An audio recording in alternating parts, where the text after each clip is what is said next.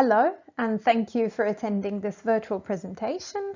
In this presentation, I'm going to talk about my doctoral research in which I investigated, as the title suggests, the why and the how of listening in English as a foreign language.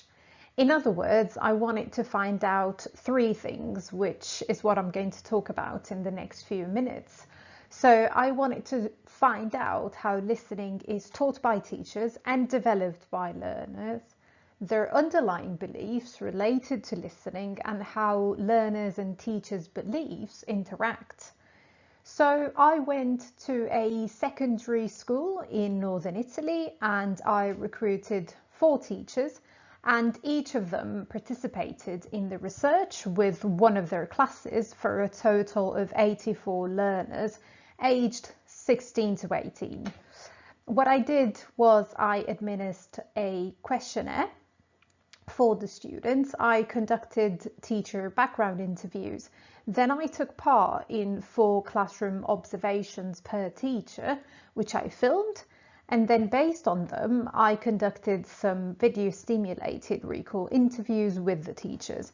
And this was really the key part of my study because beliefs, teachers' beliefs and learners' beliefs, were elicited as explanations of practice and not as abstract or decontextualized ideas. And simultaneously, I also conducted interviews with the learners. So what did I find? Well, firstly, in terms of how teachers approached listening in the classroom, there was great variety in their teaching approaches.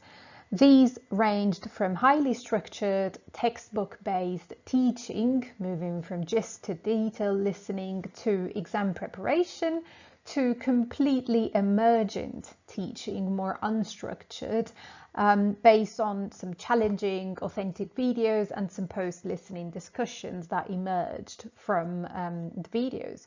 And what was common really across the board was that listening was never seen as an end in itself, but rather as serving other purposes. And these purposes could be language related, for example, developing listening or extracting some grammatical structures from the audios, or often non-language related because listening was seen by teachers as a part of an interdisciplinary approach, and videos were often used primarily for their content really. And this calls into question the use of the label comprehension approach that we've seen in listening research so frequently. In a very influential definition, Field describes listening lessons as being driven by a comprehension approach, which is based on the use of comprehension questions that continuously test comprehension, instead of focusing on the processes needed to achieve this comprehension.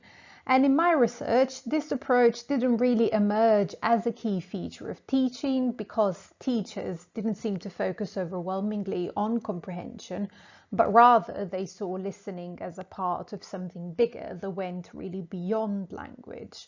And arguably, on the one hand, this may be fairly common in school. This kind of interdisciplinary approach might be common in schools, more than a comprehension approach, perhaps, in some environments. And on the other hand, this kind of approach may certainly end up neglecting explicit, perhaps, process-based instruction. And how did teachers explain their teaching practices? Well, for the most part, their beliefs were either related to general educational purposes, and listening was linked to this. So they did it, for example, to develop critical thinking. Or they also expressed strong beliefs about the needs of the learners, and in particular, the emotional needs of the learners. And some of the teachers often claimed that listening was anxiety-inducing and that they wanted to address this in the classroom, which in some cases led to the simplification of listening activities. And finally, one important finding here in terms of the teachers' beliefs is that teachers rarely expressed beliefs that were very specific to listening. And so this might reflect a broader lack of focus on listening in teacher education as well. So moving on to the learners, how did they approach listening and what were their beliefs about it? Well, firstly, contrary to some previous studies, learners seemed to enjoy listening. They reported listening to and watching English materials often outside of the classroom. And they also thought listening was important to access what they called real English. And here we can see a discrepancy with what they called instead school English, a sort of more accurate, grammatically correct and artificial kind of English. In terms of their perceived ability or self-concept, over 70% of the learners claimed being able to complete most listening activities in school, although this percentage dropped to less than 60% in classes where listening activities were seen as more challenging and where only authentic sources were used. And one key finding from this research was that listening was seen by students as unpredictable. In the words of Enrico, one of my interviewees, for all he knew, it could have been a listening on crocodiles or whatever. So what this means is learners perceived listening as largely unpredictable and also different from other subjects for which they could study and they could prepare. With listening, they never really knew what was going to happen. And while the belief about listening as unpredictable was quite common, there was a difference between students who thought they could manage their difficulties, and these were the students with higher self-concept, and the students with lower self-concept who felt they were prey to this unpredictability.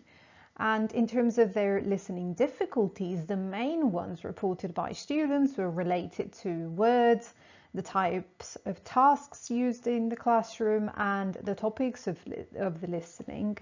And another key difficulty was anxiety, listening anxiety, which, as we know, detracts from the attention that students can give to the listening task.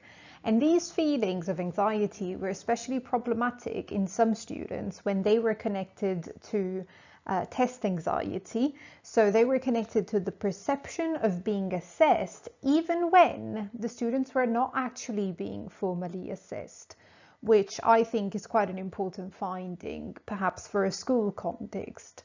Again, even in this case, even about anxiety, students with higher self-concept felt better equipped to manage their anxiety. And finally, in terms of listening strategies, based on interviews, the most used listening strategies reported by interviewees were inferencing and selective attention, which is noticing specific parts of the input. And in the use of strategies, we can also see the influence of classroom tasks, because students who were more often faced with structured or exam preparation listening activities seem to apply strategies in a more fixed way, while those that did more unstructured tasks seem to employ strategies in a bit of a more adaptable way. Finally, how did the teachers' and learners' beliefs and practices interact? Well, first of all, there was a mutual influence as teachers and learners interpreted each other's practices and underlying beliefs, sometimes correctly and sometimes not so much. For example, the teachers overestimated how difficult listening was for learners, and some teachers overestimated the impact of the anxiety caused by listening, which various learners experienced but thought it was manageable. However, this was a core belief for some of the teachers, and as we saw, this led them to modify their teaching, for example, by simplifying listening. And also the teachers sometimes underestimated the impact of the types of tasks that they used. For example, open-ended questions, which learners found really difficult. And as for the learners, they also interpreted what teachers did in the classroom, although sometimes they misinterpreted the teacher's intentions. And these potential misinterpretations may also impact how students approach listening. For example, a learner reported that listening was only for the vocabulary, and she went looking for specific bits of vocabulary in the listening rather than listen for general comprehension.